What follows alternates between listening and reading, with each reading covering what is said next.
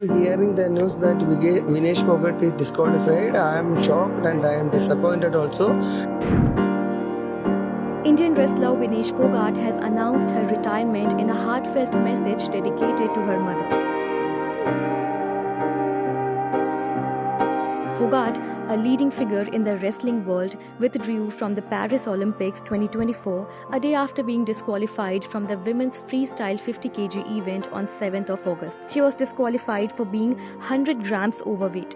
Dr. Dinshaw Pardiwala, the chief medical officer of the Indian team, detailed the situation, explaining that Phogat's weight was 2.7 kgs over the limit after the semi-finals. The team employed various methods to reduce her weight, including dehydration techniques, exercise, and cutting her hair. So I think what's important to understand is that all wrestlers usually participate in a weight category that's less than their natural weight. This gives them an advantage since they are fighting with less stronger opponents. Now, this process of weight cut involves a calculated restriction of food and water, and we also involve a lot of excessive sweating, which is done with exercise, with sauna, with steam, and thereby we achieve that weight cut prior to the morning weigh-in. Now, this weight cut causes weakness and causes some amount of energy depletion, and this is really counterproductive to participation.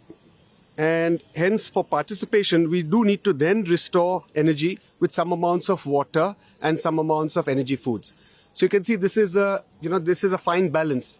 If you can reduce your weight, you're going to be fighting with less stronger opponents. So most wrestlers prefer that. But at the same time, you have to have a strategy which you are going to be able to get back your energy with enough water depletion, with enough water restoration and food. Now, this is typically calculated by the team with that wrestler. So Vinesh's nutritionist and team had calculated this to be about 1.5 kgs. And this is a team that's been working with her since many, many years. And, she's extremely comfortable with that team. And this has actually worked with her in the past. So she took in that 1.5 kgs, which is necessary for her to be able to fight those 3 bouts. And I think it's important to remember that usually once you have this weight loss, it's by dehydration. So as soon as you take water, there's going to be a rebound increase in your weight. And during the bouts, because she had 3 really difficult bouts, she did need to have some amount of water, because you do want to rehydrate, because otherwise it's going to be medically a problem to participate. So you do require some amount of nutrition and some amount of water. Now, her post-participation weight at the end of the semi-finals in the evening was found to be 2.7 kilograms more than the allowed weight. And the team and the coach started off their usual process, which is, of course, limitation of water, no food, and you started with the whole process of sweating it out. And typically, you require some amount of time for that. But unfortunately, we didn't have too much time. We had just 12 hours. So the whole night, the entire team, went ahead with this whole process of trying to reduce her weight, putting her in a steam and sauna, making her exercise, and whatever was medically possible, we tried our best to try and get that weight down.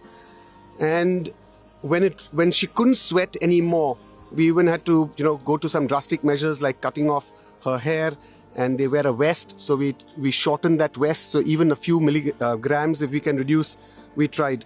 And despite all of this, at about 7:15 to 7:30 is the weigh-in, and we wanted to try the best, so we got her weight done right at the end at around 7:29. It was unfortunately 100 grams over 50 kilograms. If we maybe had a few hours more, we could have achieved that 100 grams, but we just didn't have that time.